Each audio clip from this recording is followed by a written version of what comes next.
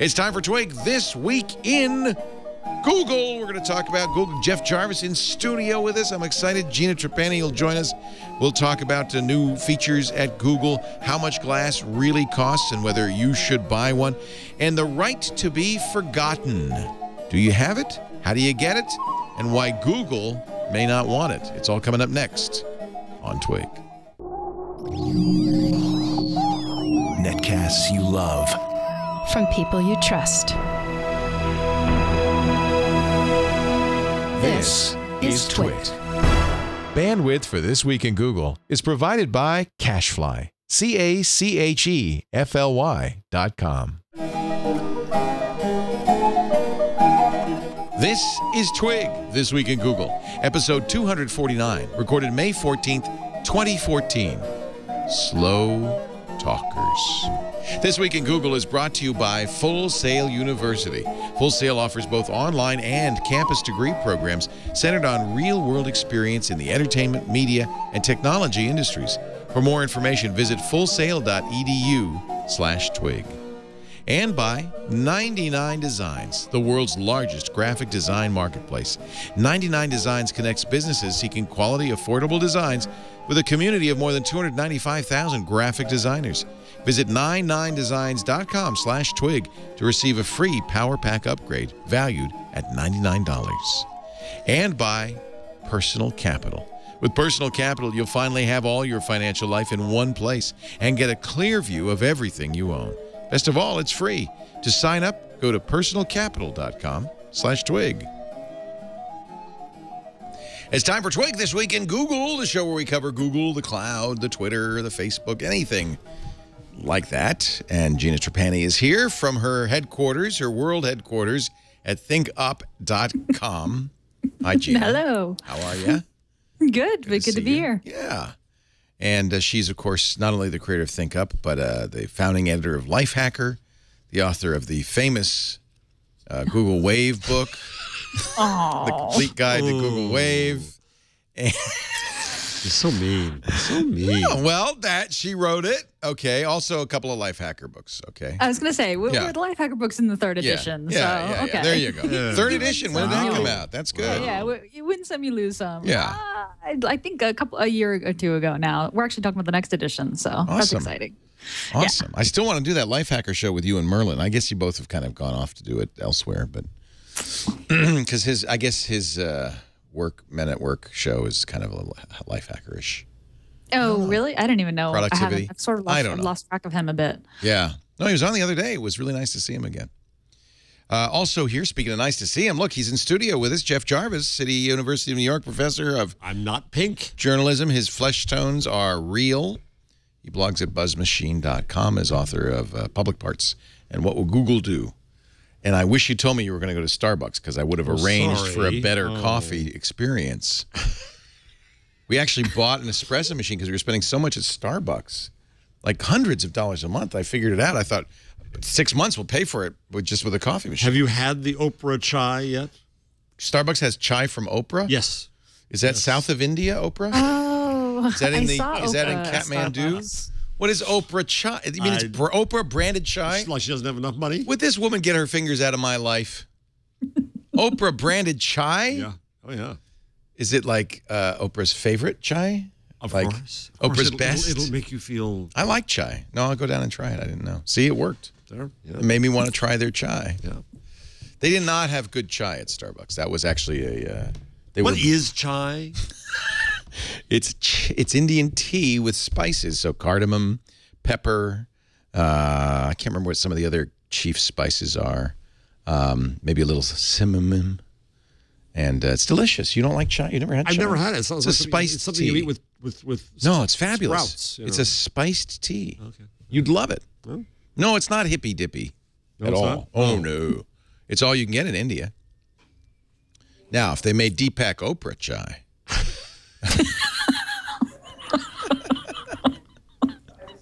Now you got a hit.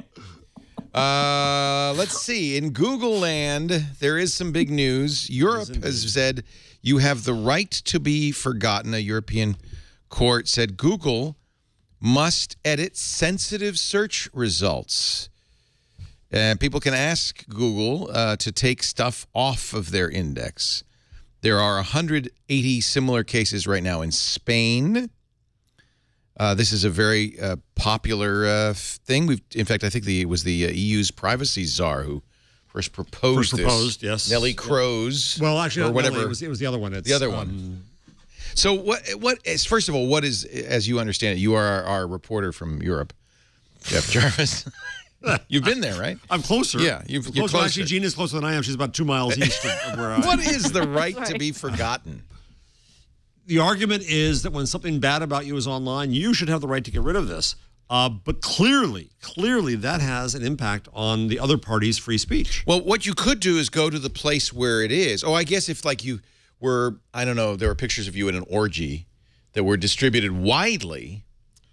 Or the only place you could get it kind of turned off is Google. Well, the original site. But if it's like in 100 sites, if it's spread all over, then you can try to cut access to it, but it's still on those sites. Google's defense would be, I imagine, well, the Google Search Index merely indexes the state of the internet as it is. Yes, but the argument that comes back then is, well, what's your algorithm? And we're, they always risk this danger of the demand to reveal the algorithm. And how did that end up on top? But this is a really Can't Google defend that by saying, well, we have PageRank and this is how we use it? But here's the problem: they don't have a First Amendment. We have a First Amendment. There's no right to free speech in Europe. Well, right. There's not the same guarantee in the same kind of absolute way. We had at CUNY on Monday. We gave an award to Alan Rusbridger, the editor of The Guardian, and Floyd Abrams of the New York Times, who defended the New York Times and the Pentagon Papers case. Both spoke, and Alan keeps on going on about the need for a First Amendment in the rest of the world. We're the only ones who have one. So that's an absolute right to speech. But even more, in my opinion, seems to reflect a misunderstanding of technology, a deep misunderstanding of technology. I think the right to be forgotten is a wonderful thing, and I wish it existed, but it doesn't, because you're not eliminating these websites at all. Well, but it's worse than that, Leo, because what you're really saying is that you're going to control knowledge. It's a Men in Black pen moment, right? And you forget. So you're telling the world to forget something the world already knows. Right. That is offensive to the notion of knowledge. Right. That says that we're trying to control knowledge. It's mind control. It's propaganda. It's tyranny. All these things lead to that. You would think if anyone in the world has learned this lesson, it's Europe. All right, but let me put a counter example. So you're a person who doesn't have a lot of a presence on the internet, doesn't participate in the internet. You're just, you don't, that's not part of your life. You don't have a Facebook page or a Twitter page. You've, in fact, never put anything online attached to your name. But somebody, a bad person, decides to write something bad about you. That bad person has a popular website or whatever, and that bad thing gets spread everywhere. That is the entire Google search result for your name is that bad stuff. May even be a lie, may even libel. What do you do then? Well, we have a cure for that. That's libel. It's libel law. We already have that legal mechanism, and in fact, in the UK, it's so wacky. People from around the world go to sue on libel there. So there's plenty of mechanism to say if something said about you. But the other case is, what if you got arrested for drunk driving 10 years ago, and that's online somewhere, and you say, well, really, it's been 10 years. Can't you just forget? Right. But it's public record. Not in the internet. You can't. Right. Yeah, and I think that blaming Google is what's really puzzling to me. That's the anti-tech part. That's the Luddite moment here. Because this is just an index of what already exists on the net, and they're saying, well, since we can't delete what already exists, what if we just delete, control your ability to find it? And that's not Google's fault. No, it's not at all. And again, I still want to come back to this notion of free speech, because in any transaction of information, there are two parties, right? And if you say something bad about me, and I go on and say, well, I just didn't like that, or in the words of this, it's irrelevant, and I make Google take it down, and you have the right to be able to say, no. When I call Jarvis a jerk, it's because he is a jerk. It's because I mean it, and I have a right to call him a jerk. And now that right is being impinged. So the ruling, which was in Luxembourg, because it's the European Union Court of Justice, was in a case where a Spanish man complained to the Spanish Data Protection Agency. It's interesting they even have such a thing. Groups, yeah. That an auction, this is the same country that brought you the Inquisition, just in case you're wondering, that an auction notice of his repossessed home showing up on Google, that infringed his privacy. Now, the company Well, this is a quote from the judges. If, following a search made on the basis of a person's name, the list of results displays a link to a web page which contains information on the person in question, that data subject may approach the operator directly, and where the operator does not grant his request, bring the matter before the competent authorities in order to obtain, under certain circumstances, the removal of that link from the list of results. The judge is conflating the listing of the repossession, which is presumably not just Google's pointing to a page somewhere, but he's conflating that with the Google search result and saying that Google is in fact presenting that information. They have this idea that Google is the internet, and Google. This is what Eric Schmidt always says, that because Google is the largest entity on the internet, anything that people don't like about the internet, they're going to go after Google for. This is the biggest issue. The judges said an internet search engine operator is responsible for the processing that it carries out of personal data which appear on web pages published by third parties. That is so abhorrent. Well, what if Google took out any extract that said what that content was, but merely a link to the page? Well, think of it from Google's perspective. Now, they have to become the court of what's right and wrong. Right, this is so I come to you and I say, you should take down that foreclosure notice. And then Google says, well, were you foreclosed? Was it true? Is this libelous? Is this wrong? Google can't be the court of hurt feelings. Well, Gina, you were going to say? It's not even practical. Well, this is hard. I mean, I'm going to try and take it from the other perspective. I mean, I think in these situations, I try not to think about it necessarily from the perspective of Google, but maybe from the perspective of someone who has a genuine issue. I mean, I don't know. What if when Etta grows up, she doesn't like the things that I wrote about her, the pictures that I published, of her when she was a child. She wants to be defined, other than how I defined her, or worse. You have those sites where like ex-boyfriends publish, private photos of their girlfriends. That's a better example because that's so obviously harmful. Yeah. I mean, of course, I don't think that Google can, decide what's right and wrong and decide what's fact and what's not. But the truth is, I mean, it is kind of privacy through obscurity. If it's not listed in the first page of your Google search results or the first few pages, it might as well not exist. People can't find it. Or if someone's been doxxed and their address and social security number has been published somewhere for some reason, it feels like there are so many instances where an individual who can't necessarily, practically reach out to all these third-party websites and ask them to remove, private and, embarrassing, potentially harmful information, like doesn't have any recourse. So I'm trying to figure out, Gina, wasn't there? I'm reaching back into my too elderly memory right now. But wasn't there a feature on some search engine or some such somewhere once that allowed you to annotate things and say that there was a response? There was more of a right to response than a right to erase. Do you remember that? There should be a right to do anything to the Google index. Well, you mean like trackbacks, that kind of thing? No, it wasn't that. It was that there was some kind of chat room. Am I crazy?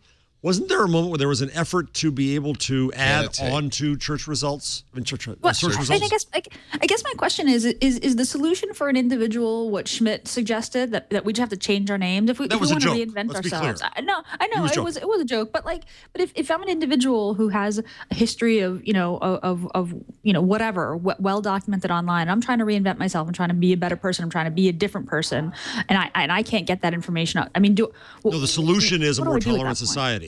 The solution, and sorry it's this big, the solution is a more tolerant society that recognizes that we all do things that were mistakes. We all do things that we're ashamed of at some point. We all learn lessons and learn life as we go on in our one attempt at it. And this idea that off with your head if you do one thing wrong at one point, or if somebody doesn't like that you're gay, that's the larger issue, is tolerance. But we can't solve that through trying to sanitize Google of things some people don't like. Or so fine, Gina, take Google out of it and now just say the internet. Okay? So now say that you said something about me that I didn't like at some point. I said something stupid like I like Wave. And as a technology genius on this show, Gina wishes I would never mention that book again.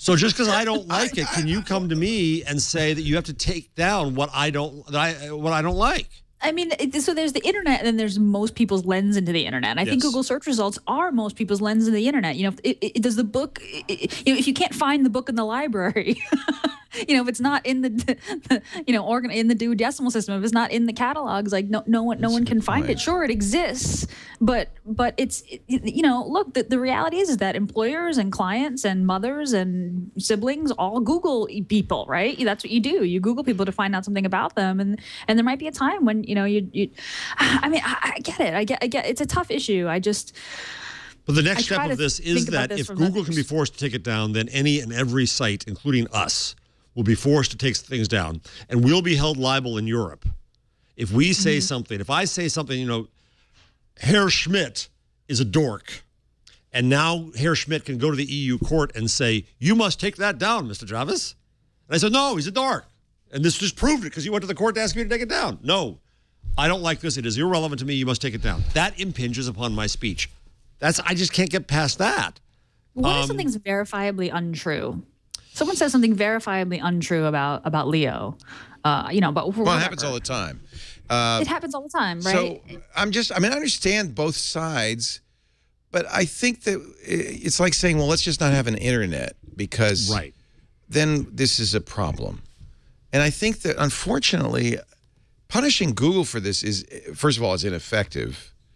It seems misdirected.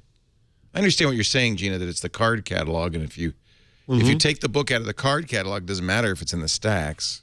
But even if you look at things like the knowledge graph, I mean, Google has taken upon itself, the idea that it's this repository of facts, that you can ask it questions and it will give you answers. What if something is the wrong answer? If something is untrue, I mean, do they become the arbiter of truth at some point? Truth is a very hard standard. Well, and that's a problem, is that this puts them in the position to do that, right? They now have to be a judge. I mean, well, this is a tough one. I don't know what the answer is. It's tough. And I tend to agree with both of you. I'm just trying to, I like to try to take the perspective of kind of the person who's less empowered. I think this is less about, someone calling someone a name and more about someone who's in a position where information about them, which is either untrue or which is truly private or should be private, But that's what Leo's point is, I think, Gina, is that the horse is out of the barn, the cat out of the bag. We're in a world now where knowledge passes around quickly, information passes around quickly, and all in all, I want that, and it comes with a price. So we also have to teach people to check things first. We have to teach people that they do have to go online and say something in response. We have to recognize that people make mistakes early in life. These are new realities, and trying to hold back the technology isn't going to work. And so we have to deal with that reality, I think. And meanwhile, you have the freedom to annoy in New York. Did you know about that? You got a problem with that?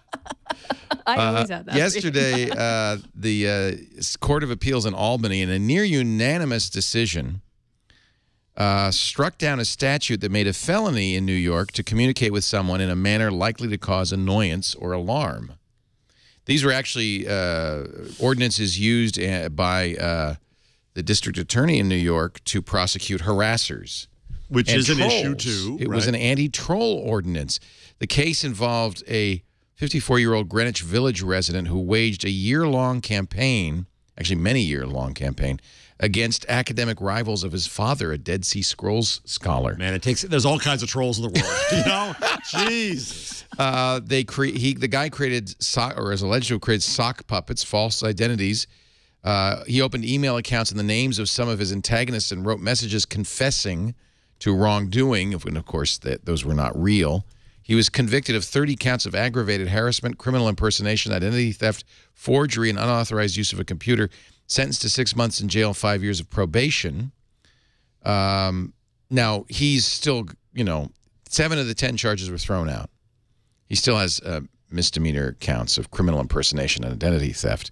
But the being annoying part was, and that statute was struck down. Cyrus Vance Jr., district attorney in Manhattan, says the aggravated harassment statute is one of the most important tools we have to protect victims of, among other serious crimes, stalking and domestic violence. Here's what we have to figure out here, is that there's a line, it goes over the line, you become, and you're a troll. We had the story on a few weeks ago about how trolls really are sadists. sick sadistic people, right? So it is at some point somebody's going to determine this is an illness.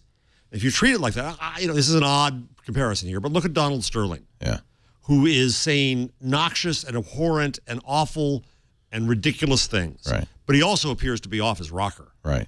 And so what we're doing in the media now is exploiting that fact to get an hour's discussion on CNN repeated over and over and over again because he's friggin' loony. And so I don't want to speak about this guy who was in the court case in New York, but trolls are generally loony. Yeah, little loony. And so seems like you could prosecute on a variety, as they did, on a variety of ways. Yeah. But apparently you're free to annoy people. It's not against the law in New York. Well, a lot of people do it to me. I am very annoyed by open mouth gum chewing, and people do it. I'm annoyed by tourists who walk slowly on the sidewalk anywhere they friggin' And well short please. pants. Yeah, Right. I'm annoyed by knees, guys. We got nothing but Knees. short pants. They annoy me. Nonetheless, it's perfectly legal. It is. Knees are legal, and good thing for it. Yeah. I actually have to agree that this, you don't want to take away tools to prosecute true harassers, but I think that there are, in fact, sufficient laws probably to prosecute them. We have yet another step over the line. Another case on Google is in Germany. They're now, an agency is now demanding that Google stop compiling data. This is that problem, data across services. So there's one big Google, and Google can't act like that anymore and can't move your data across from service to service. I don't to know service. how Google survives. I would just say either. I give up, throw up my hands and say, Europe, you can have yourself. I'm going home. I take my ball. Here's Bing, man. Go with it. What if Google did that? They did it in China. What if they did it and said, okay, Europe, you win. If they're a private company, See fine. ya. The stock would go. Yeah. Because Europe as a whole is a bigger market Must than be China. tempting.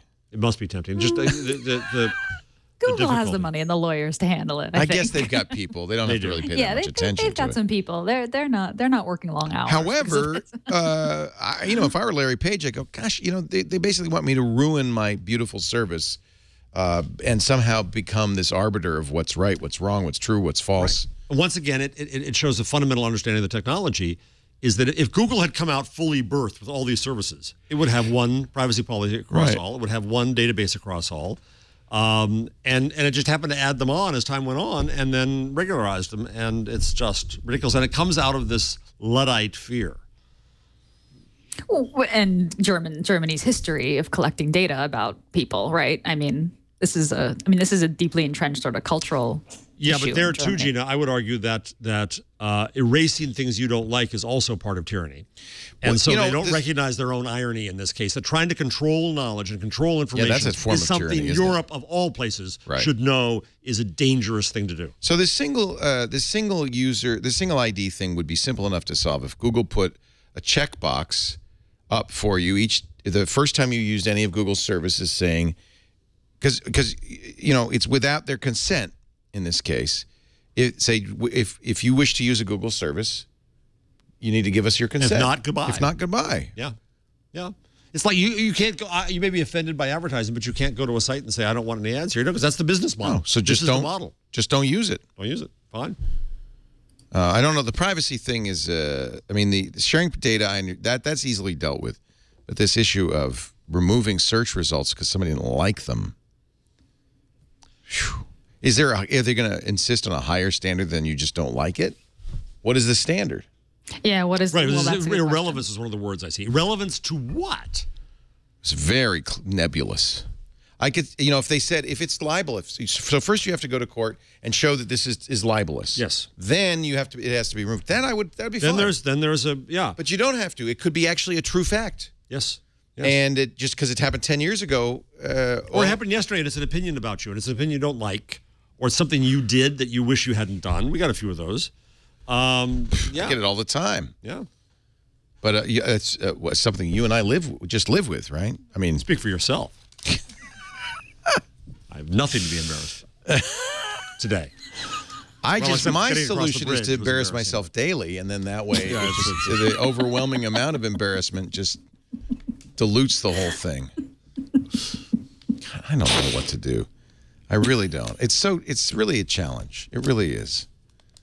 And I just don't know what the answer is. Well, we're not going to find it for. I'm reading a book right now on the history of newspapers. Oh boy, isn't that exciting? Yeah. No, I bet it is actually. Not so far. No? But Need a better book. It's something I got to read. Yeah. But it makes the point that the first newspaper was not invented. Sorry, geek out moment. You're going to hear it. Get your drinks ready. Until 155 years after Gutenberg. Right. That's what happens.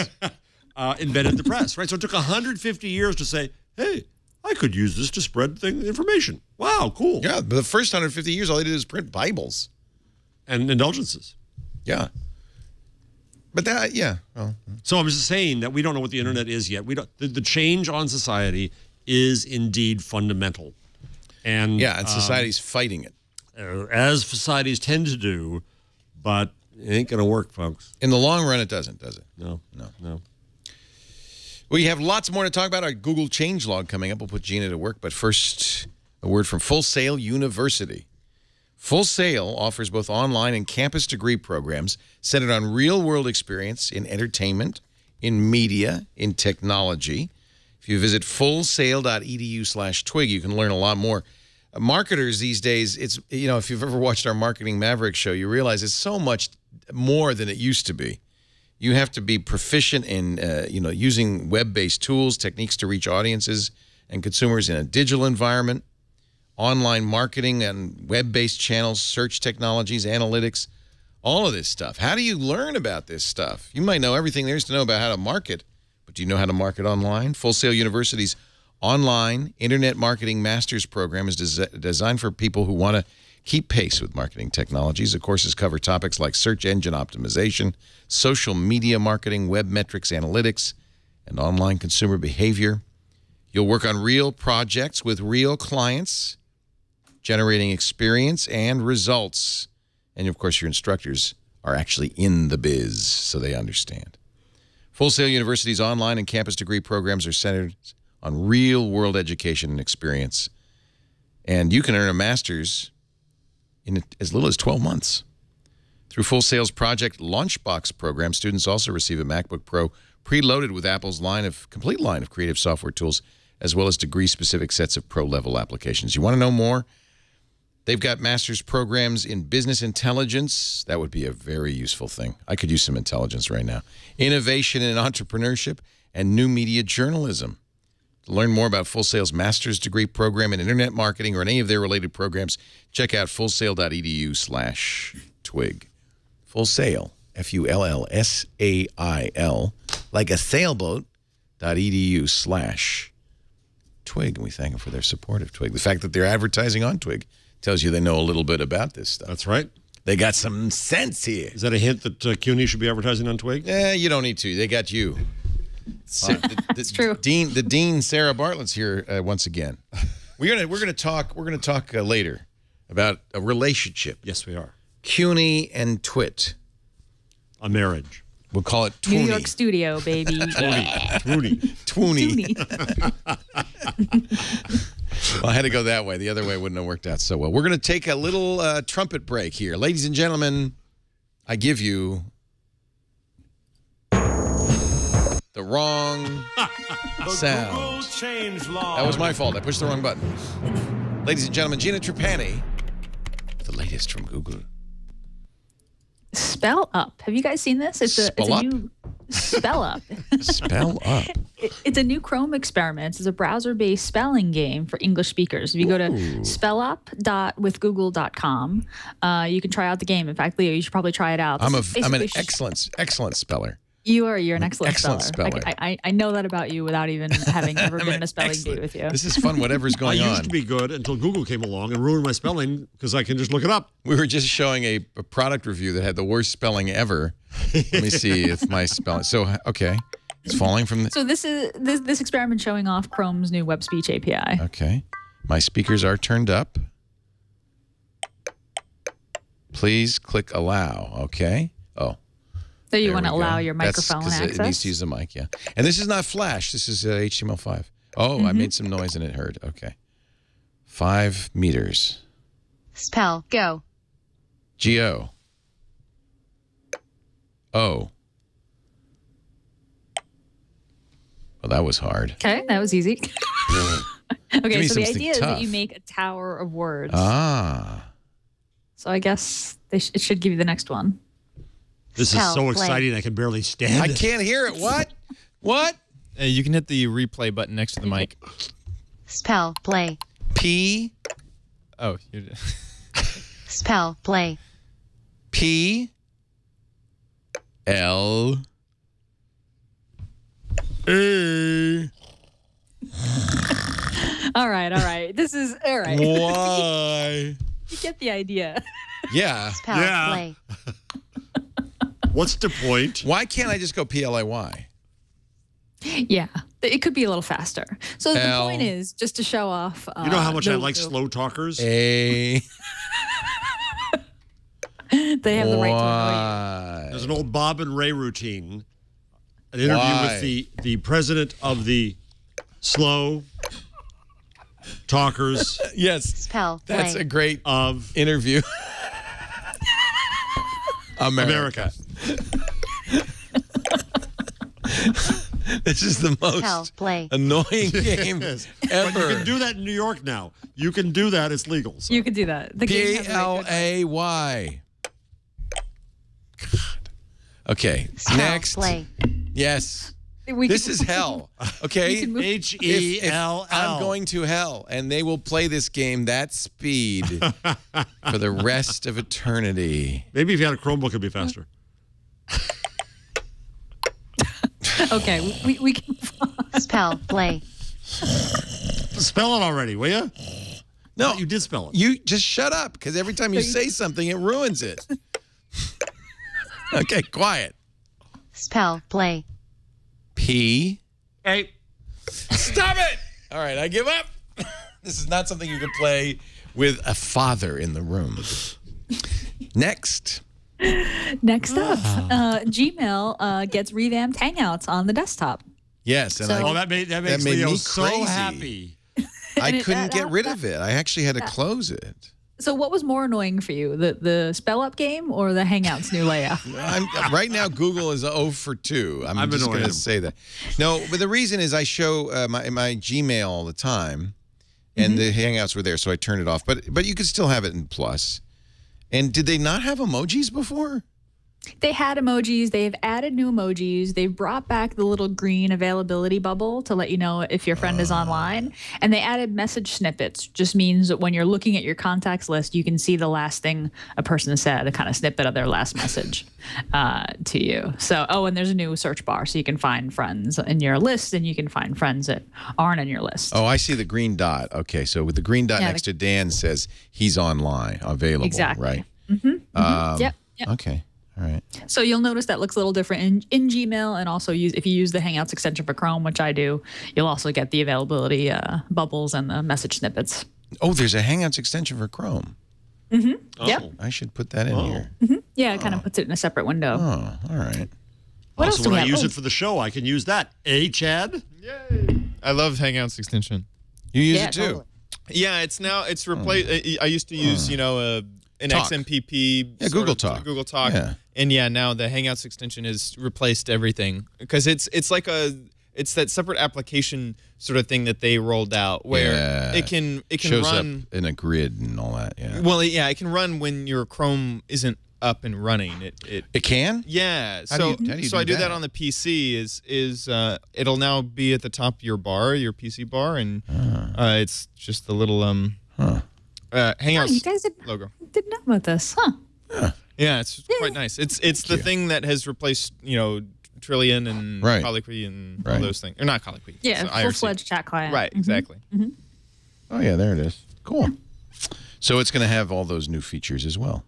Yes, it will. I will. You know, I can't even remember. How do I get to the web store to get on? I can't remember. Help me, Gina.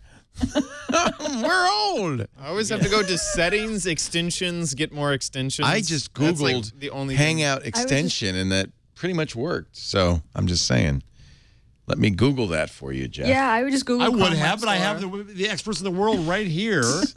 Okay, Chrome ask a friend a question. Google.com/web Jeez. store. Hangout. So I don't know actually the No, answer. I'll admit I have to Google it every time myself. just because Google it's the not, name I of don't- it. I don't know the URL. It used to be, yeah, there it is. It used to be that when you got a new tab, it was on there. So my mood is now is not text. It is an emoji.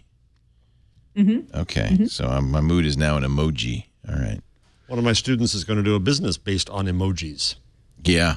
Don't ask me I how think it's journalistic, but it's he's called Path. Okay. More options. All right, good. This is cool.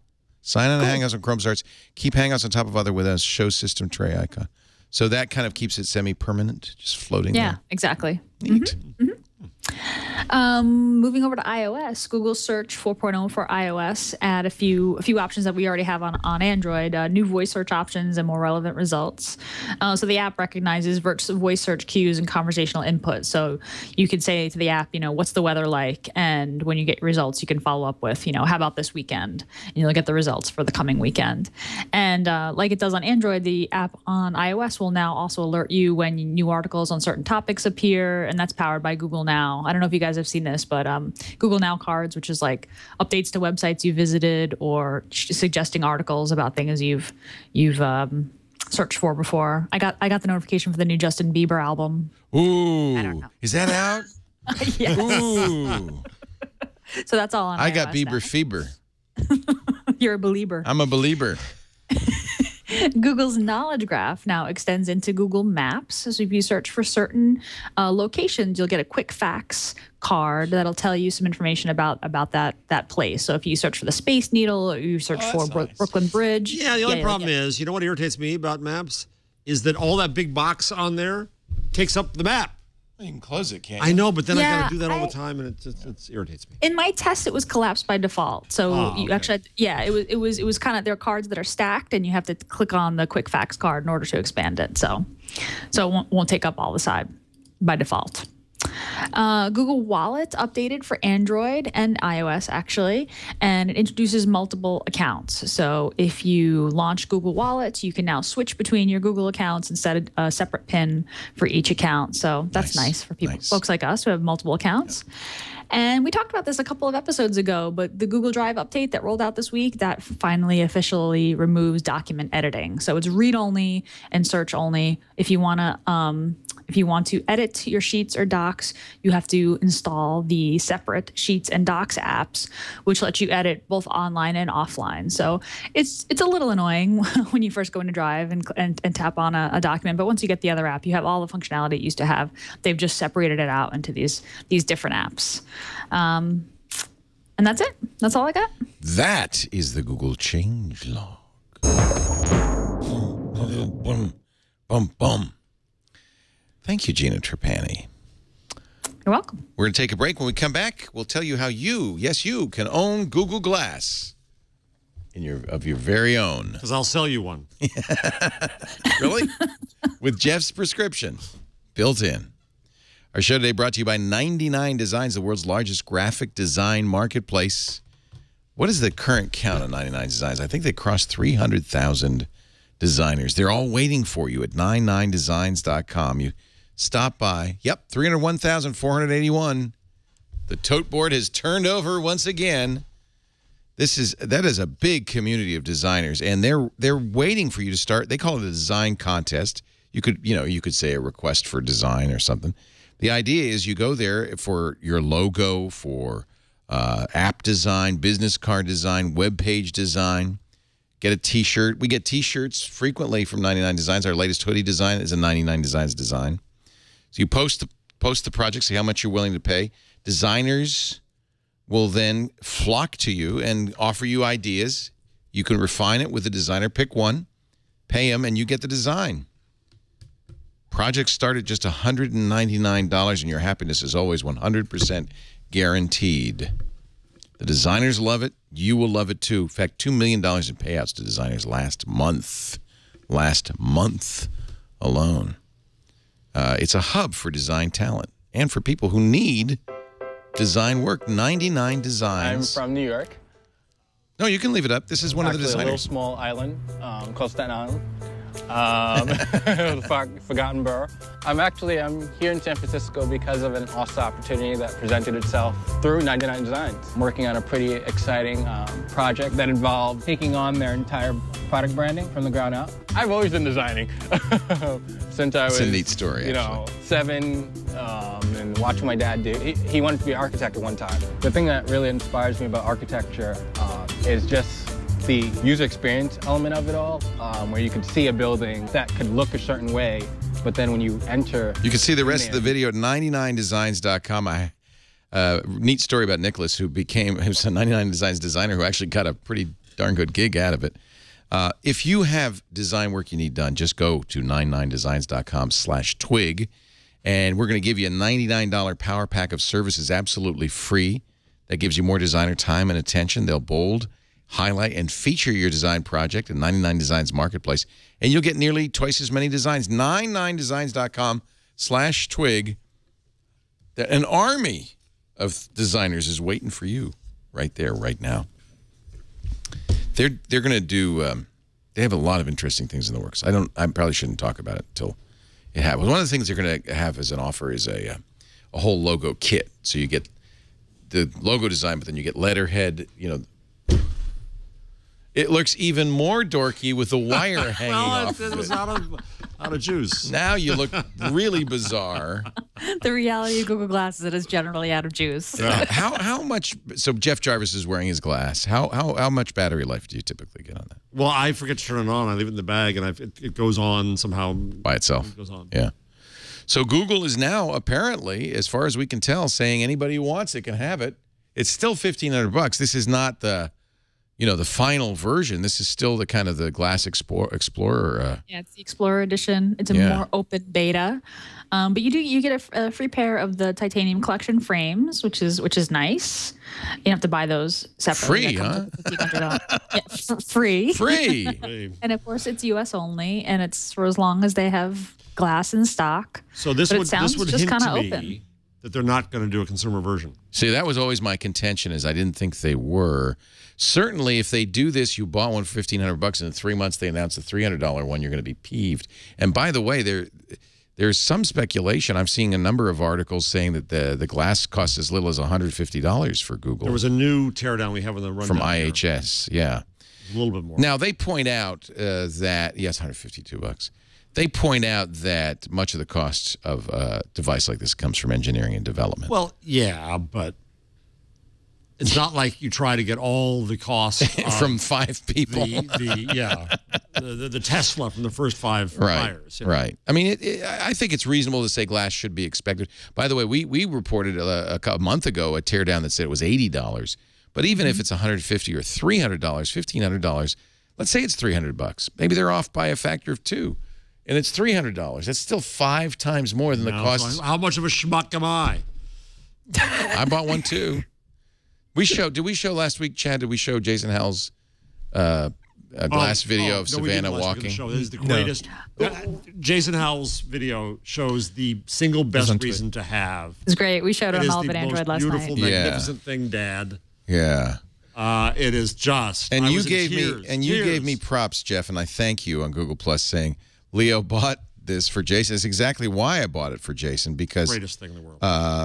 Unlike Jason, I didn't have he had a newborn, and I thought, boy, this is going to really be great for him. The first time, here's Savannah wearing glass. This is so great. This makes me so happy. This is his daughter. He stayed home that day from work. She was a little cranky, had a fever, didn't feel well. But I don't know, for some reason, he's torturing her now. I have your toy and you don't. Cheating a little bit. You can take a step. You can take a step. Now, so Jason's wearing glass, so that means he's got direct contact with Savannah. She's doesn't think Dad has a camera. I will give that one to you. Oh, made it. That's the greatest. And here she goes. This is all by herself. She's going to take a couple more steps. She's like, yeah, I'm good. That is such an important moment, as you know. The first step. 6th, 7th.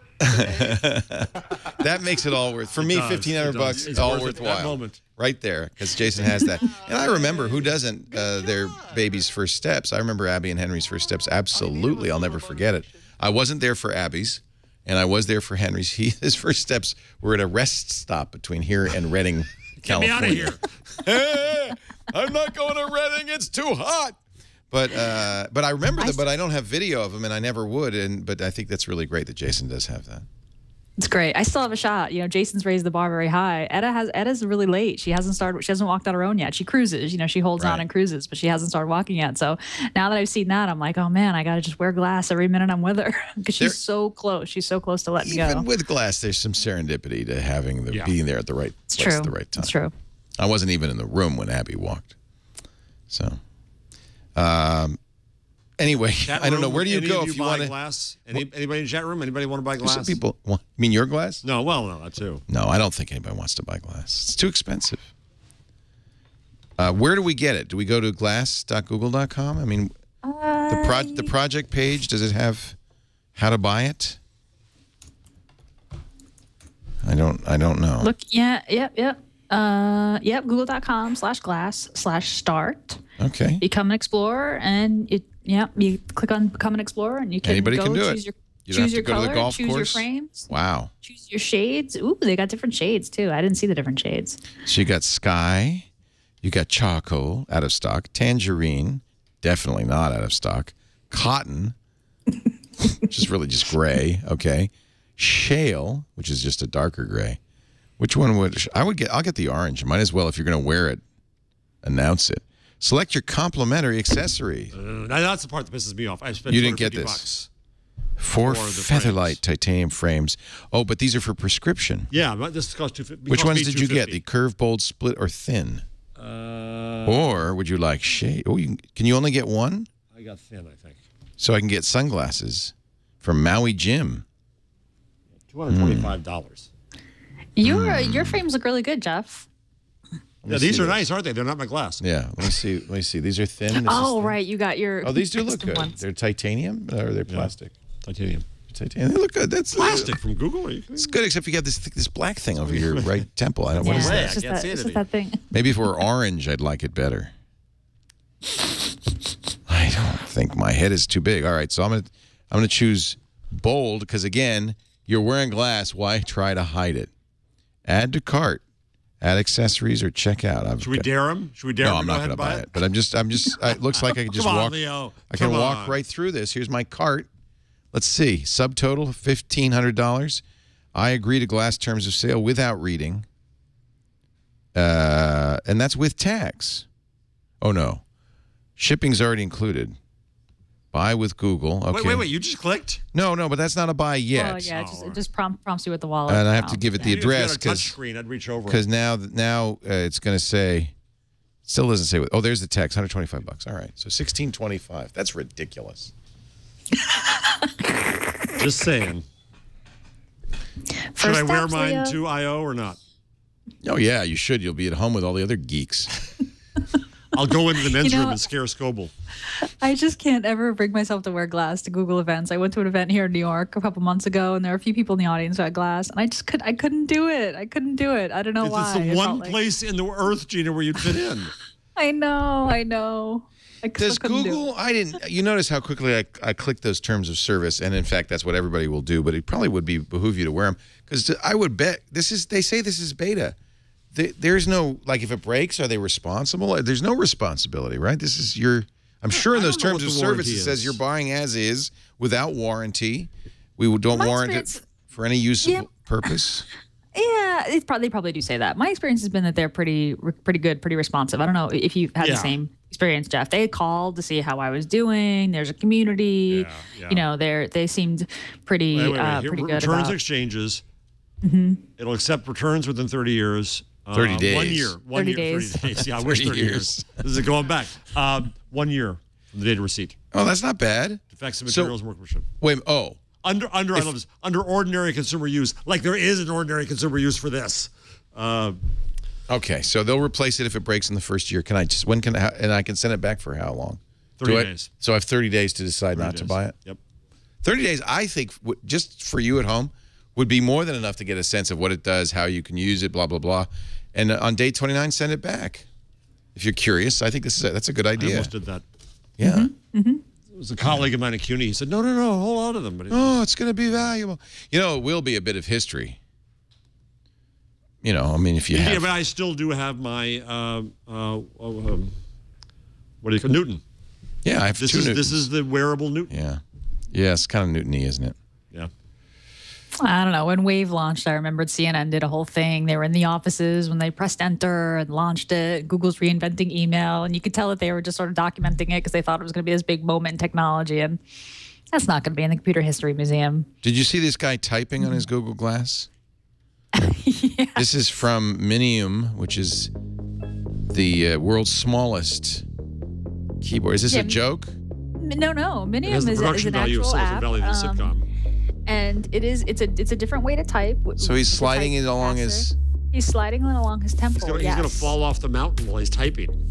I think it's crazy, but I think it's interesting. I mean, You can course, dictate, right? yeah. Well, this is the thing, right? You want to use voice input. I mean, typing on your like that seems insane. Oh, you're an idiot. Oh, my God. But look It's at the actually last Morse 5 code. seconds. Look at the last 5 seconds of this video. Oops, I just Yeah, did it's something. right after this. That. Ah, Now that's interesting. Look at Oh, that. wow. Oh, so are these Okay. Are these prototypes? Or are they Yeah, I mean, selling they- this? They seem to. So hint he's that the typing last on two his options- arm. Yeah, the typing on his arm. That it seemed to be a hint toward. You can't. I don't believe that you can do that yet. Wow, that's very interesting. Kind of interesting. And And you then he saw was gesture typing in the typing. air, too. Just, I guess you see a keyboard. But see, it's not a heads-up display, so. And what is he wearing? Is that ring on his finger part of the, it must be, sensor. It must be. Oh yeah, that must be that ring, That's- that gesture ring. Yeah, that's you're right. dopey. You're absolutely right, Leo. Oh, So, yeah, an okay, index they're- finger ring is not good. That's not dopey. fashionable. It looks like They're a clearly- donut, like a batting Yeah. They're practice donut. experimenting. I think it's interesting to experiment with different input types, especially if you think about this with a watch or other kinds of wearables. I mean, I would speak what I wanted to say, but if you're in a place where you can't speak, Right. you need a Be quick nice to keyboard. I've always I mean, wanted to Glass figure out doesn't a have a keyboard. one-handed typing thing that somehow you can get every letter in some way. But That doesn't look at all strange. Oh, you mean one of those cording keyboards, the bat, like the bat? yeah, I mean, just why not one hand? It would be useful. Yeah. Well, I mean, it was cool, like the guy, the MIT wearable computer guy, when you were the only one and you had a lot of gear, and that looked right. Wow, you're really, inventing something. But now it's just a product, and that's kind of, I think it's less cool. Even less cool. Even less cool. The more people, I can't take you seriously. Like you ever do? I do, but not now. The more people look like that, even less cool. Even less cool. I don't know. And somebody in the chat room pointed out, and this is true, do not wear your typing ring on the middle finger because you could really get hurt.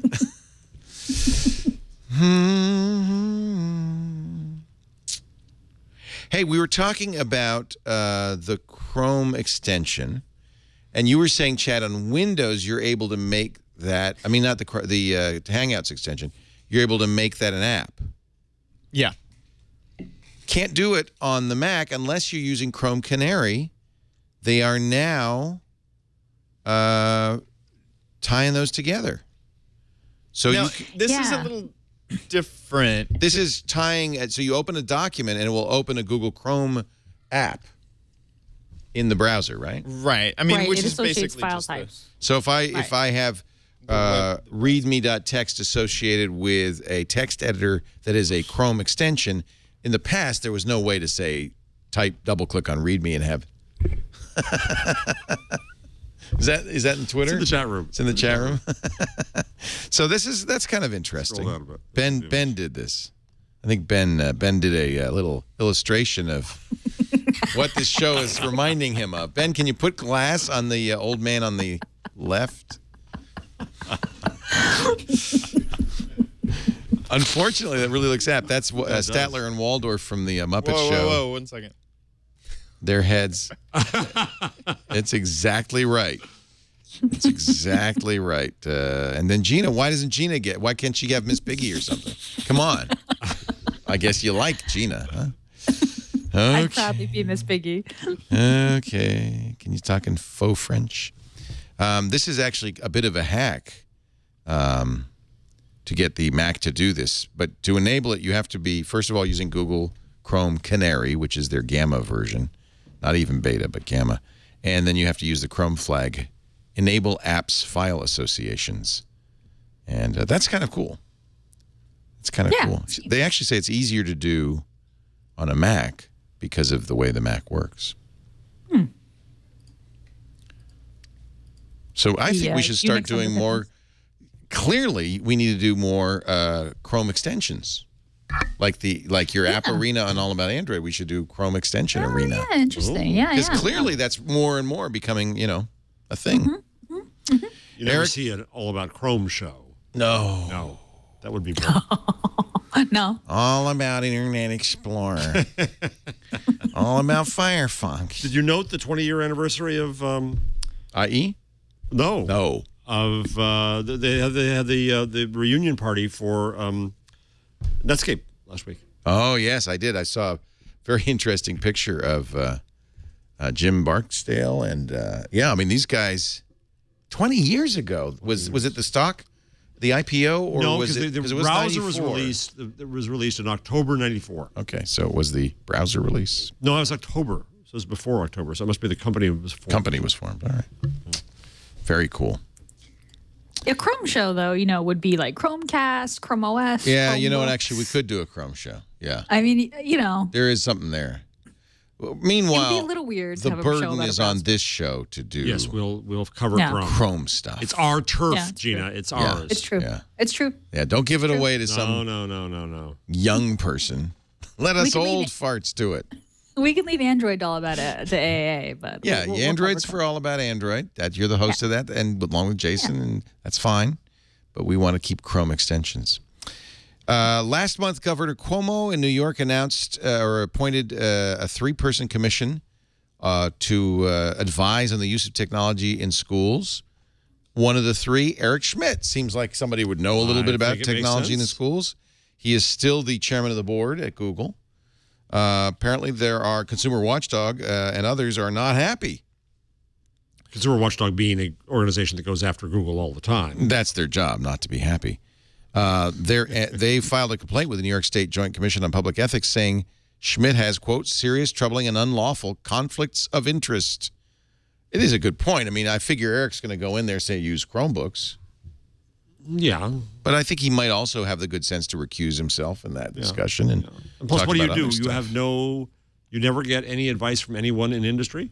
Right. Don't you So want... what do you want? You want somebody from an oil company there? Well, Maybe a Consumer cigarette Watchdog company? said it's because Eric's Google's the only person with a seat at the table. He says if it were one of several technology representatives, it'd be more That's a acceptable. point. I'll buy that much. Get Bill Gates, Eric Schmidt, and Tim Cook on that board. That's a now fun you got meeting. some. Yeah, I thought that was a good point. And honestly, I'd rather see somebody who is an advocate for the students primarily, Right. who's very tech savvy, versus someone. Yeah, who works in a how big tech savvy is company. Eric Schmidt? Hey kids, How if you how want to child buy savvy is pants, we've got a solution for you. Or I'd like to see someone like you, Leo. Who Well, I do that, reports on actually. accommodates. Yeah, I I'm sure serve that on a you do. nonprofit board advising them on technology. So, It's great. and I did do Do that you for the tell them city. to buy Chromebooks? I did, and they bought Lenovo Windows notebooks instead. That's okay. You know why they did? Because they used to do, it's a one-to-one program in the school, and they used to use Macintoshes, but Apple's price just got out of reach. Really? Yeah, and so they had to go Windows. I think, they use Google, all Google services, Google Docs and everything. I think it's just a matter of time before they go to Chromebooks. If you were to run your own mail server, because you're very privacy conscious, and you didn't want Google to get information about your emails, how much of your mail would not be visible to Google? Turns out, not much. Only about half. Benjamin Mako Hill, who has the Copy Righteous blog, says, it doesn't even matter if I don't want Google to have information about me because you are probably using Gmail. About half of my correspondents use Gmail. I use Gmail. Anybody sends anything to me, whether they use Gmail or not, is exposed to Google. The problem with that is? If all your friends use Gmail, Google has your mail anyway.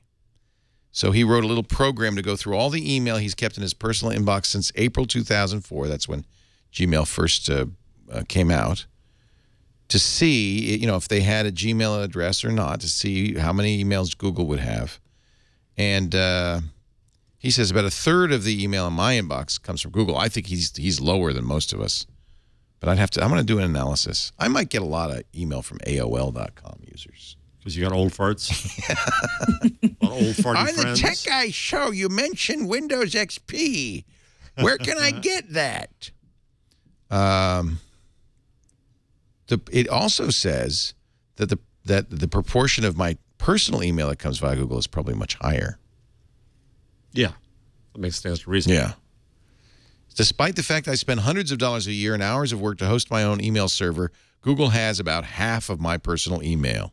And it's probably even higher than they know, because if you send email to BuzzMachine, you don't know that it's an apps account. Right. That's right. Twit.tv is an apps account. Right. If you send an email to Leo Right. at Twit.tv, it's going through Google.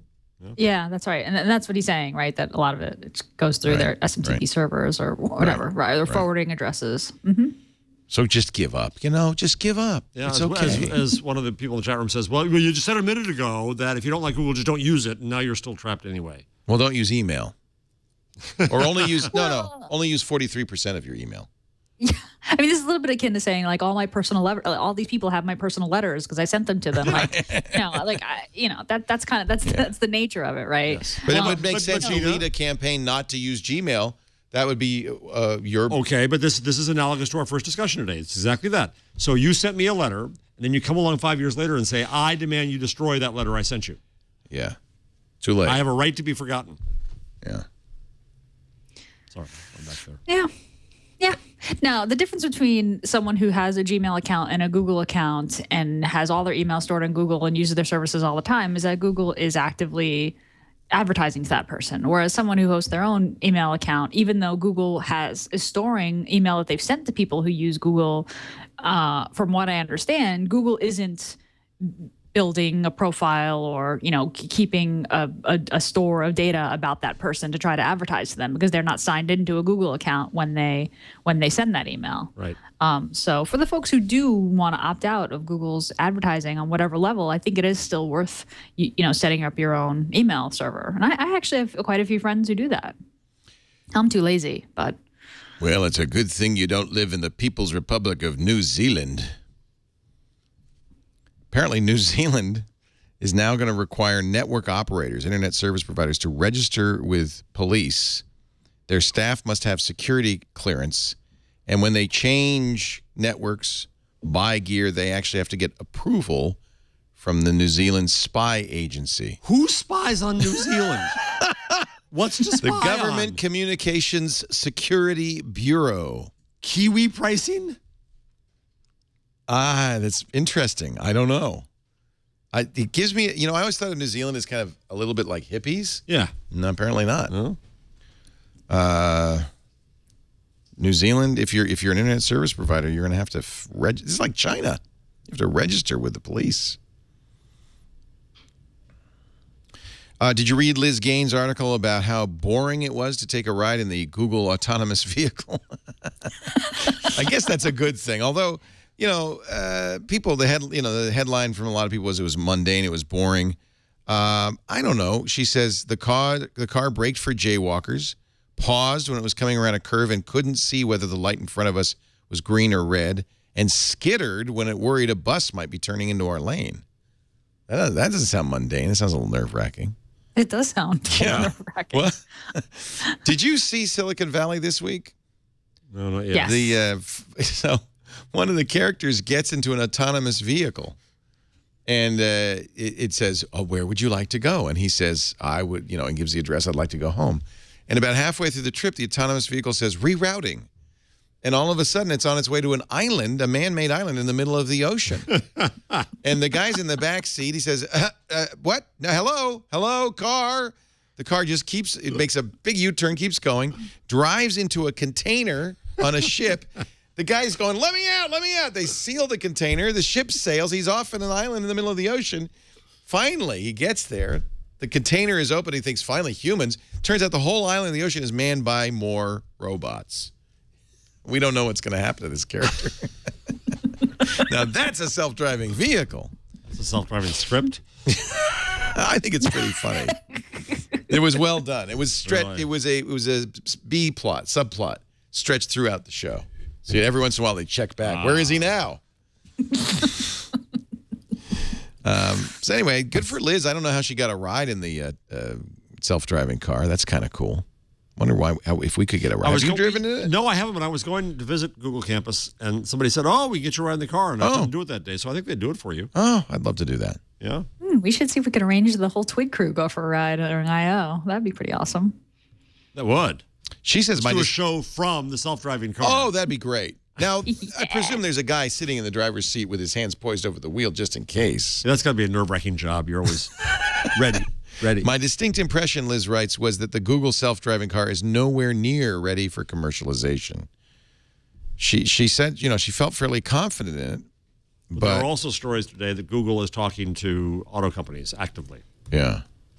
Jeff, so my question for you is, I know you said you can't stop progress, but would you take a ride in the self-driving car across a bridge?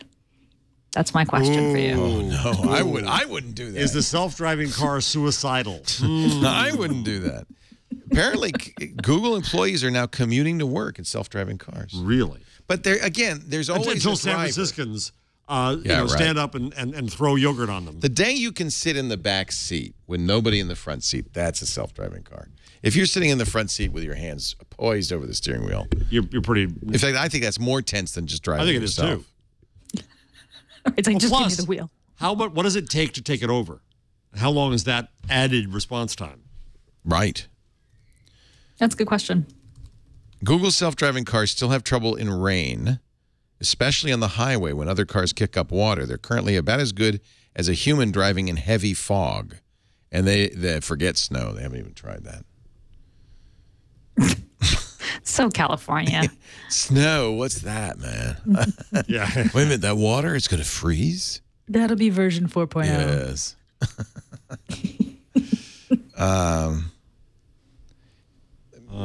This is good. In fact, he says for all the millions of measurements and computations per second, you're really only doing two things. How you're the throttle and the steering. How fast you're going and which way you're going. So this story from VentureBeat says that Google self-driving car technology may appear in Toyotas, Fords, and other widely available vehicles in about 6 years. That's about the cycle for developing a car is fairly long. It's like 5 it's about years, that. so Yeah.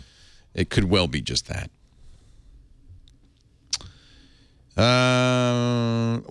Didn't Twitter have a mute function all along? I see so much about this mute function. Not the official apps. On the unofficial apps, third-party apps had the mute. What's the difference Now, between mute and block again? You explained this before, Gina, but I forget. mute is you're following the person, but you don't see their tweets in your timeline for however long that person is You muted. don't unfollow them. You just shut them up. Yeah, you just don't see them in your timeline. And more importantly, the so- muted user will not know you've muted them.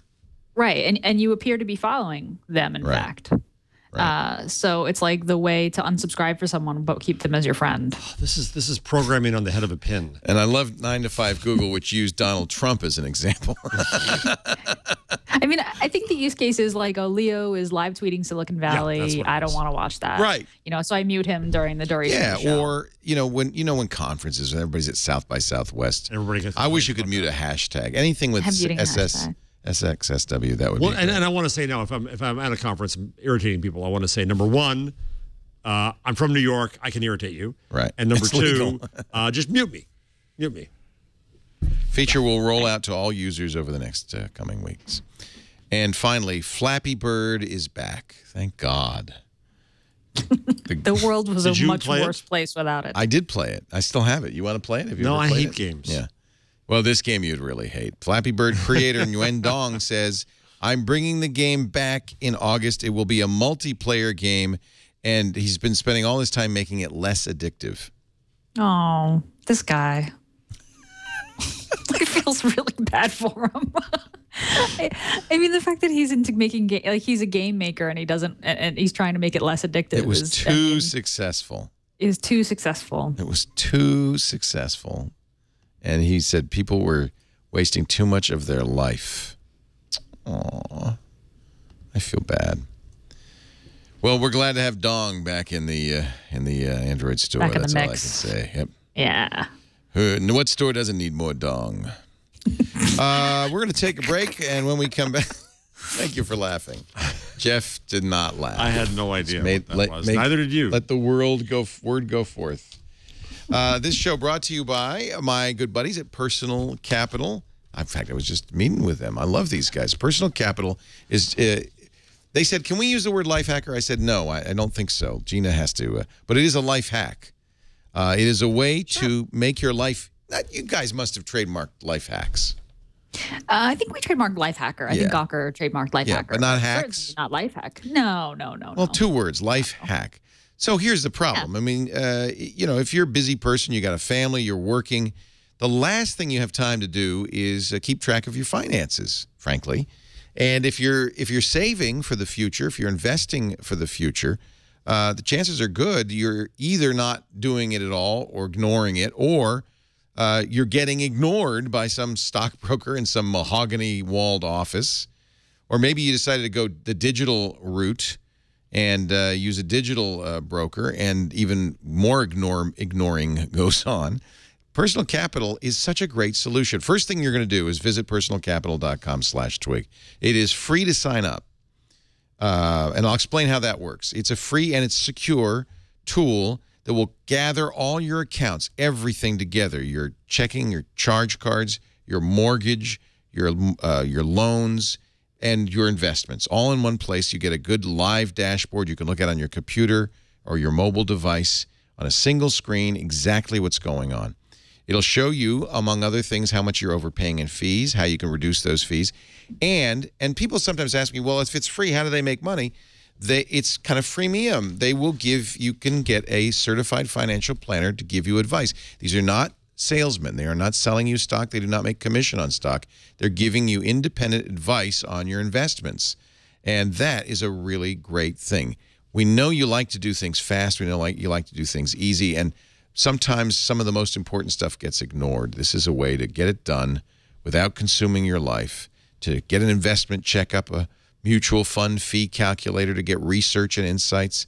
They'll send you personalized updates every week with highlights and suggestions to keep your finances on the right track. It's okay to save and invest.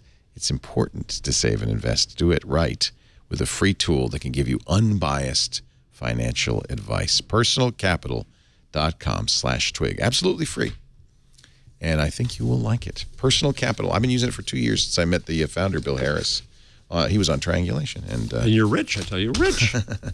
Well, I tell you one thing. I could have been less rich if I had not been using Personal Capital. I know that. Especially the last couple of years, it's been a little up and down. The wrong investments could be a big mistake. And, I'll tell you, sometimes these stockbrokers, they'll put you, say, oh, we got a mutual fund for you, run by our own company with a 5% fee right on the front there.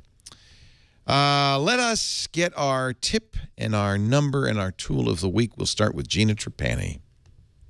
This is a new Google Now feature that I think is a little weird, but also kind of interesting. You can use Google Now to remind yourself to cancel things like Amazon Prime and Netflix. I don't know what this is about. I don't know if Google's trying to get you to cancel Amazon Prime, but maybe. Anyway, if you say remind me to cancel Remind me Hulu to Plus, cancel Amazon Prime. That seems anti-competitive on the face of it, but okay. And now we'll show you a little cancel subscription link that will take you right to the cancel page. Jeez. Oh, well, now, see, that's what's different, because you could always say remind me to X. Right. But this actually says, oh, I see the word cancel. Let's show you how to. You know what? This is great, because I do that. I had a Vonage subscription for 4 years that I never used. And I bet, yeah. And it was on my to-do list, but if I had known how to click the link and go, I probably would have done it. Well, how long after? I can't remember how long after it took me to cancel AOL. Yeah, same thing. And they just kind of slowly draw the money. The problem I have, here's the one I need. What? Is whenever I go to Europe, I sign up for the extra data. I sign up to $100 for 1 month for extra data so I can use my phone. Another great one. And then I get always back, forget. And they always for say, at least a month or don't two. do it right away because the bills will come in. My wife went after me the other day and she said, well, did you cancel? I said, no, but I'm going back to Europe. So. No, I do that all the time. Yeah. This is good. I have many iOS magazines subscriptions that just sort of pile up on my iPad, which is not charged. Yep. That will not work with this, but Oh. but I think this is pretty good. You can still ask for a reminder, but won't have a link to it. That is very interesting that Google would get into this business. It find was that a kind of little interesting. It's a little weird. It's a little weird, and yet it's there. So there you go, kids. Cancel everything that's not Google. Can you? Well, wait a minute. Can I say cancel Google Wallet or I mean cancel Google Listen or Listen All Access? That's a good question. That's a good question. We should try I would it out. think so. Huh. Cancel Amazon Prime. Yeah, I love it that that's the example they give. And there should be a little and sign up for Google Shopping Express. Yeah. So yeah. Boy, there it you is go. funny Google being Now. out here. You do see the Google delivery trucks. Oh, yeah. All over. And Amazon delivery trucks. Oh, yeah. Jeez. We're fertile territory for those guys. Yes, we are. Oh, yes, here it is. Thank you, Ben, for an updated image. Thank you, Ben. Oh, we got complete with glass, too. That's good. That's good. Very good. Ben. Now, that's Photoshop wizardry. I like it. We should use that as our album art for today's show. That'd be great. That's awesome. I actually think that looks better than the original. It does. It's great. Miss Piggy, Statler, and Waldorf, the hosts. What do their This voices Week in sound like? Do you Google. remember? Yeah, old men. I don't remember. Although I did like the yes, we implicit are. commentary when you Yes, guys when it were was just more you. about this, Yes, and that was the right. real. You know that was really the Oh, I intent know. all along. Yeah. Ladies and gentlemen, it is time for a number. I see you have several, Jeffrey. Well, always prepared. Always ready with a number. Well, I guess maybe we could do 8 things to look for at I.O. 8 things. 8 things to look for at I.O. There's also a video of 10 things to expect at I.O., but I didn't watch the video, so I don't know what it said. Do more than 8. Do more than 8. So what do we have there? We have, it's one of those bloody slideshows you got to go through. Oh, I hate that stuff. I hate them. Should I go through it for you so you don't have to? Let's do it. Information Week. So number 1 is the Nexus 8. Will we have a Nexus 8? Should we vote on this? What do you think? Nexus 8? Yes, no. Nexus 8. Oh, that would be a 8-inch tablet. 8-inch tablet, a new Nexus tablet. What do you think, Gina? No. No. No. No. Okay, no. Next one is Android 4.5. Wait a minute. I'm getting an ad in every single slide. Oh, jeez. Holy camole. What was the next one? Next one is Android 4.5. Yeah, I don't know about the version number, but yes, on the redesign. A flatter motif, fewer textures and shadows. Like I care. Android Hostess Ho-Ho. No, it's KH, right? Hostess Ho-Ho. Android Ho-Ho. That's right. Yeah. What did it say here? It just said something about that, I thought. Moonshine. Codename Moonshine. No, Oh, I see. no, So but it's it's got to have an Ho-Ho. H, right? It's a Ho-Ho. dessert with an H. Oh, right. Ho-Ho. We just did Kit unless Kat. unless they version up Kit Kat. No, wait a minute. I don't know my alphabet. L. L. What would L be? Lollipop? Lollipop. Or Lickamade. Licorice? Licorice. Lemonheads. Lemonheads. That's a good one. Lemonheads. Android Lemonheads. Who's going to get the magic? You know, I'm sure they're calling them right now. Licorice. I never liked licorice. Licorice isn't a dessert. Oh. Would you like the licorice, though? These are delicious. They are. Natural. Red vines. I didn't know licorice was unnatural. Well, you can get unnatural licorice. Unnatural anything. I'll do it later. You remember I said I'm irritated by people who do open mouth chewing. I don't want to chew Like and me, talk. yes. Not you. there's no right Next. to annoy in Number California. 4. Gmail. Oh, we didn't even mention the changes in Gmail that have just appeared. That's or Did you mention it in the change log? They haven't come out, right? This is still rumor It's a and rumor. speculation. I think, yeah, which is you why think, I didn't you think include they'll it. announce a new Gmail at I.O.? I'm yes on this. I think this is Yes? going to happen. I think that they are testing this. I think there's going to be some new stuff in Gmail. I think this redesign is going to happen. I think there's going to be some tasks and Google, upcoming. can and you snoozing. stop redesigning Gmail and just make it IMAP, please? I beg of you. This fake IMAP is confused. I cannot find a good mail client on the Macintosh, and I've tried them all now. The only ones that are any good are just a window to the Google website, the Gmail website. Wow. Because it's not traditional. It's not a traditional IMAP implementation. Mostly because it doesn't do folders. It does filters, but it doesn't use IMAP tags, even though it could use IMAP. Anyway, please just fix it, Google. It's because you can do multiple labels, right? You can have on a more than message. one. So it's not like it's not a one-to-one Right. folder. What Google could do with relationship. Gmail at I/O that I think would get us an innovation would be adding encryption.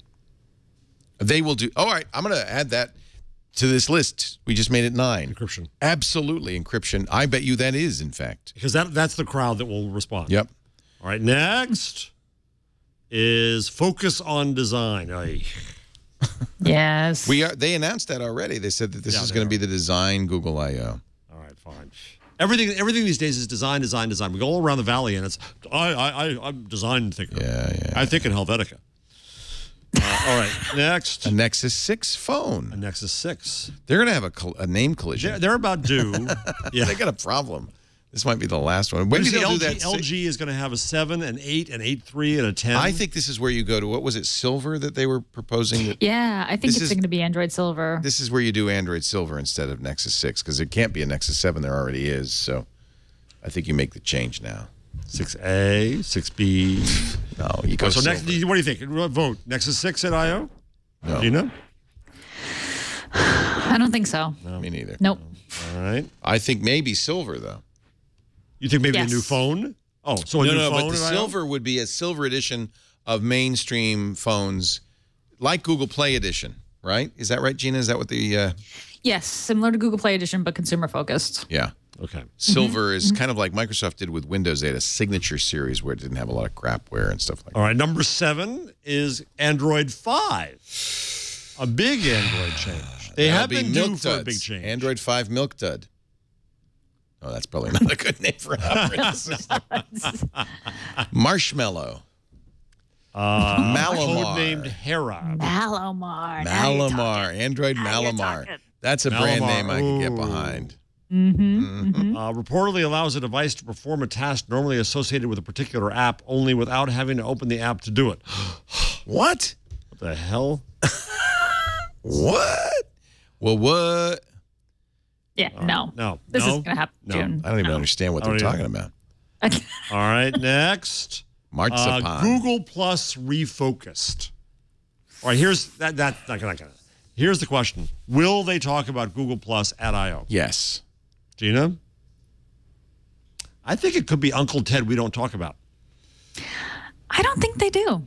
Yeah, You don't think neither of you? All right. I We think should they make a talk bingo card out of this. They're going to talk So, about Hangouts. They're both- going to talk about Hangouts and photos, but they're not going to talk about Google Not Plus. Plus? Well, no. Yeah. God, I'm going to be depressed if they do that. I don't believe it. I think they will talk about it. But this is And- good. We should make notes on I'm this sure this is good. because we're going to, You know, bet. Bingo card. bingo Who card. buys the coffee on the way to the show? I'm going to stay here. So I'm going to do the keynote Right. while you guys are at the show. And then you're going to whip up here afterwards, as we've done in the past, and we'll do it this week in Google afterwards. Jeff so on the bridge. Mike Elgin, I'm actually is Mike going? He is going.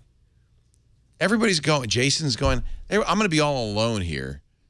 Chat.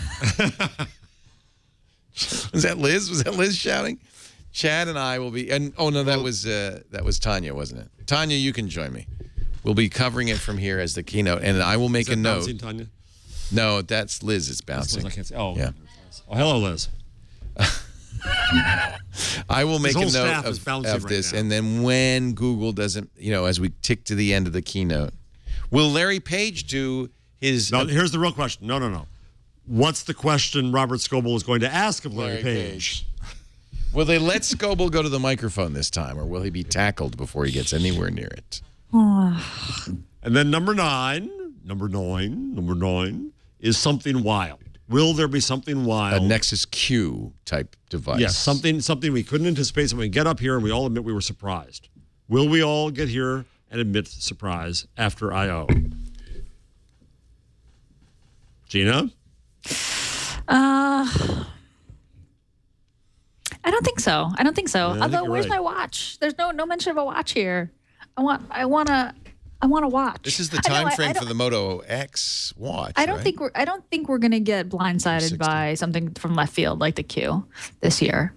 I mean, I'd love that. It's awesomely fun, right? Yeah. But I don't think so. But that's just a How guess. about an update to Chromecast? Update. That's got to be a successful, important. That's not a. Well, That's what not a about wow. Android TV? Didn't they say we're going to replace Google TV Oh, with that's true. Android TV? That might be a product. to talk Android about. TV might Android be that. TV. That could be a surprise. Yeah. Motorola did not at its event announce a new X, did they? An X Plus One. Did they announce the E? I don't even. They announced They the announced E. the E, and they announced the G, right, with Right. LTE. Right. Mm-hmm. But no, both of which are very low end, low price phones for the developing world. It's, Right, been, but it's huge, time huge bang for for buck. Right. a next interesting phone. I feel like Motorola. Well, the Motorola deal hasn't closed. They're still Google, but they're Yeah. on the way out. What's that one, Leo? What are you carrying now? This is the M8, the same one What's that it? Gina uses, except I don't use the Google Play edition. I use the HTC edition. But I do like this phone. You know, we played with, and I think, did Jason show you yesterday? The Harman Kardon edition of this, the audiophile Yeah, edition he of did. this? He did. Yeah, Yeah. yeah. What do you think? I liked the sound quality. I thought the sound quality was actually better. But I don't know if I would say spend $50 more on a phone just because of some better headphones and some improved sound quality. Because it looks the same, and you're It's got stuck. those crazy headphones, right? Yeah, and you're stuck with a black versus some of the other choices in color. Yeah, Jason, I can see your fingerprints. Yeah, you know what? That phone is brand new, and it looks. Yeah. Either that or you've been eating the potato chips, haven't you? I don't like the black and gold so much. Gina, do you have the gray, the steel? Mm-hmm. But look Yeah, I how have the dented. steel. Look how dented mine has become Wow. over time. And then there's lots of scratches here. You know, Sherlock Holmes noted that a drunk must live at a house because of all the scratches around the keyhole.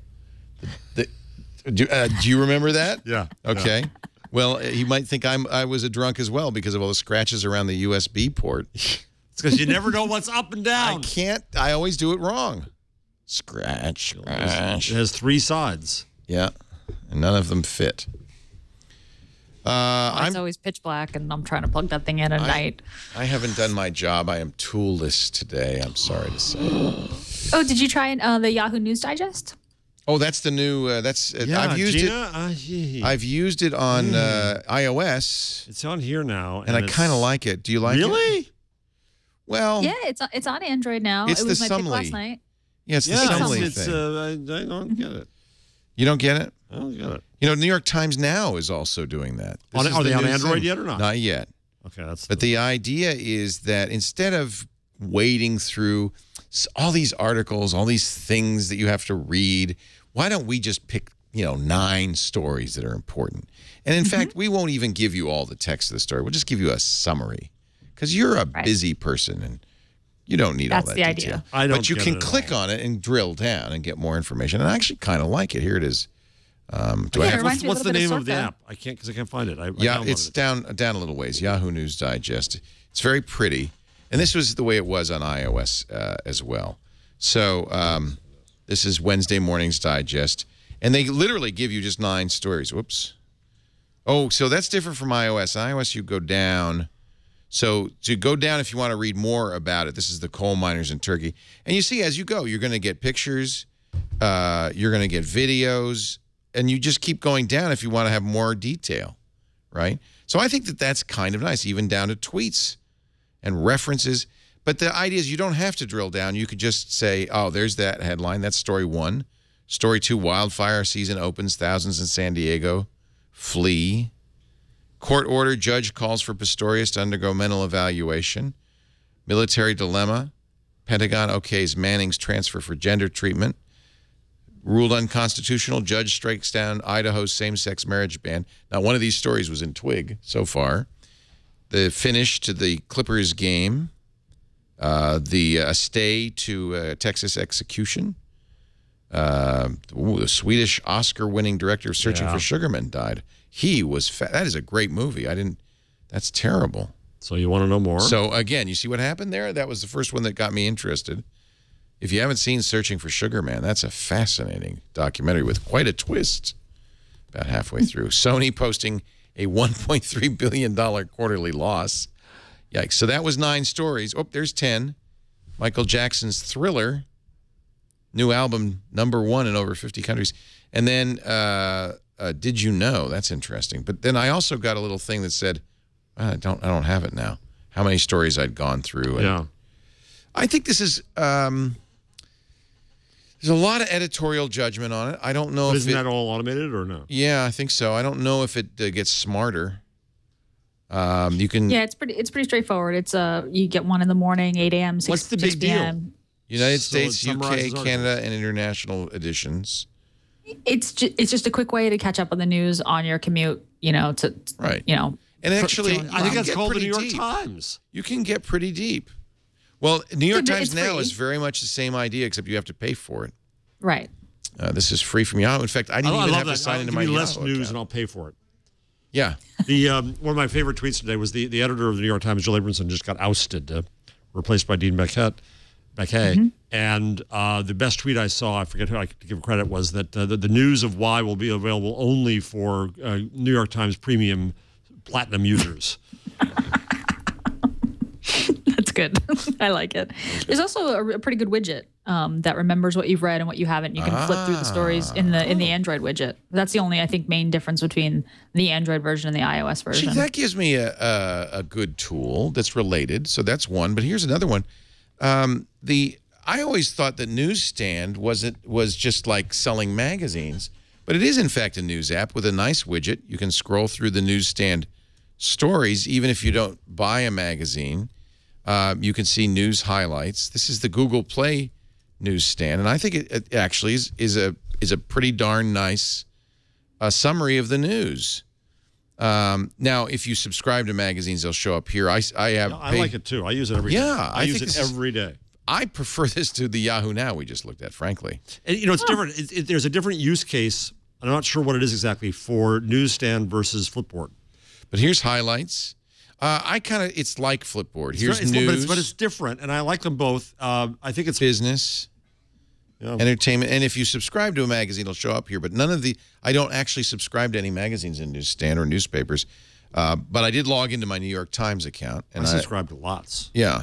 What's the name of this? Play recommendation? No. No, not Play it's recommendations. so I just thought it was the Play Store. It was another Play Store. It's Play Newsstand. Play Newsstand. It replaces. It's a Google News app, but it's not Google News.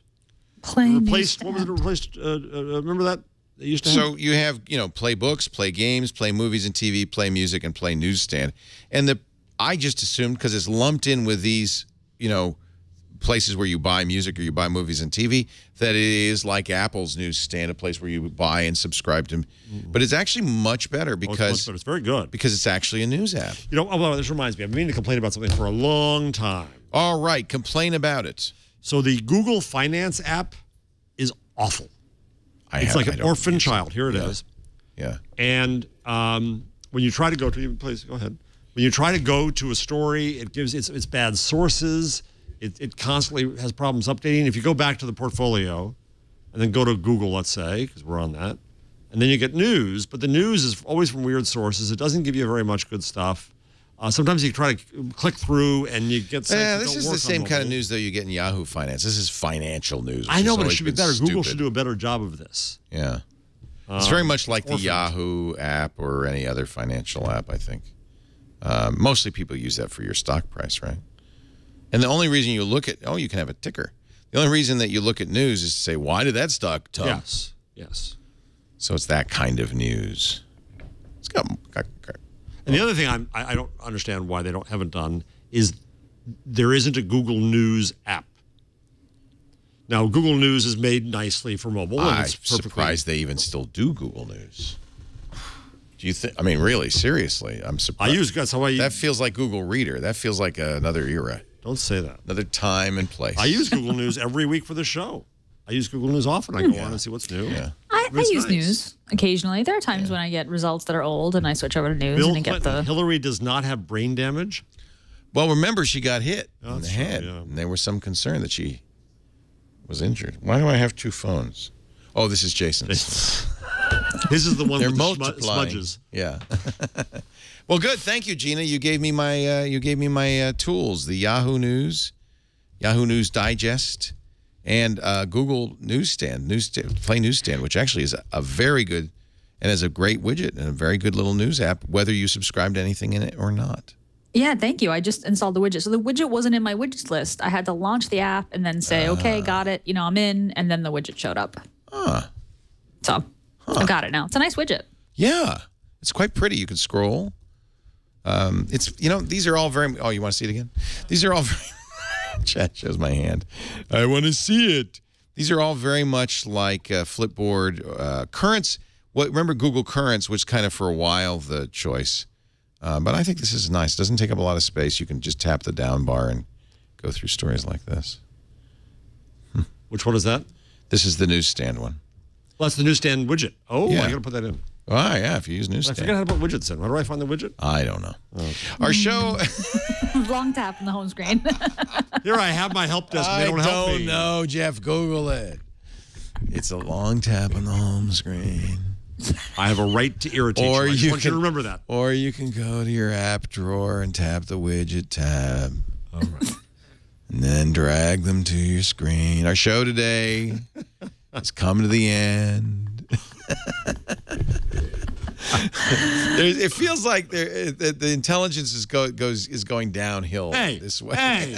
Hey. Jeez, man, you come here and you get abuse. It's like smart, dumb, and dumber. No, Hey. I'm just teasing you. I'm just teasing. No, some of us need someone to dumb down the news and summarize it in 9 points, and some of us need help putting widgets on our home Wait a screen. minute. You're telling me there's a Hangouts extension in Chrome?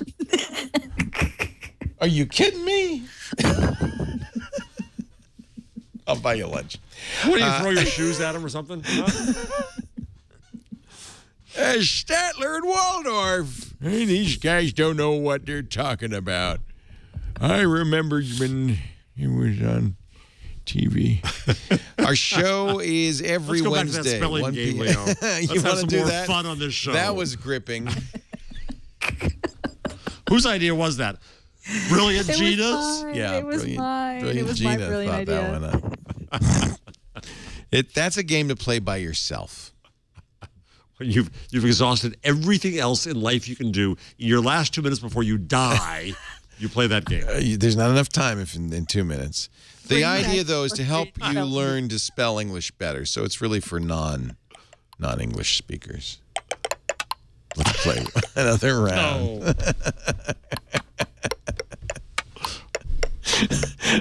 We do This Week in Google every Wednesday afternoon, 1 p.m. Pacific, 4 p.m. Eastern Time, 2000 UTC on twit.tv. If you watch live, you'll see great fun and an occasional profanity. But if you don't, you can get the on-demand version of which we have expunged all profanity and fun.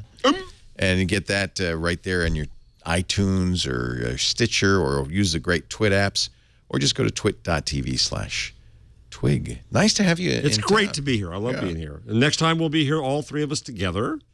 After I.O. I.O. What day is that? That's June, 25? end of June? All right. Something like that, yeah. That's exciting. It is. And we will do live coverage, by the way, of the I.O. keynote, and then do This Week in Google right after. Gina Trapani is at thinkup.com. You got to get ThinkUp. If you haven't got it yet, let me just get some insights. I like to do this. I love to do my ThinkUp. Oh, See thank you. how my week was on Twitter. It takes Twitter and Facebook, analyzes it, and tells you, what happened, who followed you, which tweets were big. Wow, that was a big one. Oh, Leo, more people follow you than went to Woodstock. Oh. Scroll down. Oh, wow. That chart is a bug. Let's scroll That's a past big that. bug. You got to fix that. That's Yeah. not right. Sorry about that. That's not right. This status update got quadruple the likes for Leo Laporte. That is also a bug. We're in beta. That status update. Ooh, this isn't going well. Here we go. You said Now she was the that smart is one, a didn't gr- you? Look at that That's insight. great. That is great. Did you do that just for me, Gina? Absolutely. That is so awesome. Is that Maharishi Mahesh Yogi? I don't think that's Woodstock. I think that's something else. You're our cult leader, Leo. What is that? Is it Woodstock? Yeah. That's what. That's how many Wikipedia said. people went to Woodstock. More than 500,000 people follow Leo Laporte. But the difference is at Woodstock there were no spam bots. So that's a big difference. It's true. It's true. That is true. Good point. This is a really useful tool. I really like it. My updates from last week got the best response between 9 a.m. and 10 a.m. That's when I should be tweeting. That's just a little thing that's useful. Yeah. Yep. Thanks, Leo. Thank you, Gina. We'll fix that chart. Thank you so much for having me on the show. My favorite hour of the week. Yay! Same here. Right after All About Android, which is another favorite hour of the week, which she does every Tuesday on this network, 5 p.m. Pacific. Jeff Jarvis is at buzzmachine.com, City University of New York. If you want to study journalism, this is the guy to learn from. He's reading a book on the history of newspapers. How about that? Wake me when it's over. It's my homework. And he also published couple of fabulous books, but the most recent is Public Parts, which you can get at bookstores everywhere. Thank you, Jeff. Thank you. Thank you, Gina. Thank you all for joining us. We'll see you next week on Twig.